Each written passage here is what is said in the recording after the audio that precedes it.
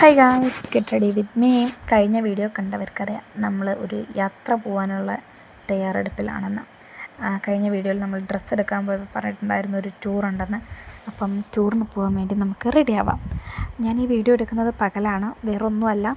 നമ്മൾ ടൂറിന് പോകുന്ന ടൈമെന്ന് പറയുന്നത് ഒരു 8 മണി നേരത്തൊക്കെയാണ്. കാരണം പാലക്കാട് ടു കോഴിക്കോടുള്ള ടൂറാണ്. അപ്പം നമ്മൾ കൊണ്ടോട്ടിയിൽ നിന്ന് ബസ്സിൽ കയറും. അങ്ങനത്തെ ഒരു പ്ലാനിലാണ് നിന്നത്. അപ്പം നമ്മൾ വിഷയത്തിന് തന്നെ മറന്നു. നമുക്ക് ഗെറ്റ് റെഡി വിത്ത് മീയിലേക്ക് തിരിച്ചു വരാം. ആദ്യം തന്നെ നമ്മളൊരു പ്രൈമറൊക്കെ ഇട്ടു, ഒന്ന് സ്കിന്നിനെ സെക്യൂറാക്കി. ദെൻ നമ്മൾ ഒരു വാസ്ലിൻ, ഞാൻ പൊതുവേ ചുണ്ടിൽ വാസ്ലിനാണ് ഇടാറ്. അപ്പം മോയ്സ്ചറായി നിൽക്കാൻ വേണ്ടി ചുണ്ടിൽ വാസ്ലിനും ഇട്ടു.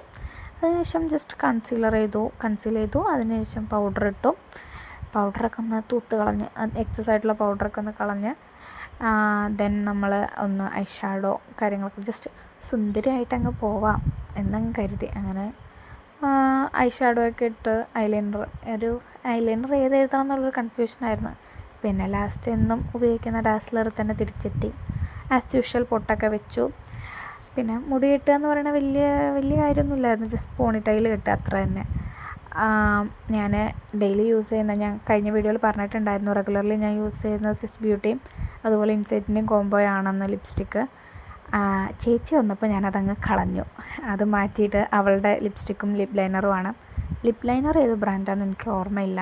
ലിപ്സ്റ്റിക്ക് എന്തായാലും കെ ബ്യൂട്ടിയുടെ സേഫ് എന്നുള്ള ഷെയ്ഡാണ്, അടിപൊളി ഷെയ്ഡാണ്.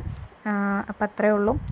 എന്തായാലും ഇഷ്ടപ്പെട്ട ലൈക്ക് ചെയ്യുക, സബ്സ്ക്രൈബ് ചെയ്യുക. പിന്നെ ഞാൻ മറന്നുപോയി, അമ്മയുടെ ചുരിദാർ എടുത്തോ ഇല്ലേ എന്നുള്ളത് നമുക്ക് അടുത്ത വീഡിയോയിൽ നോക്കാം.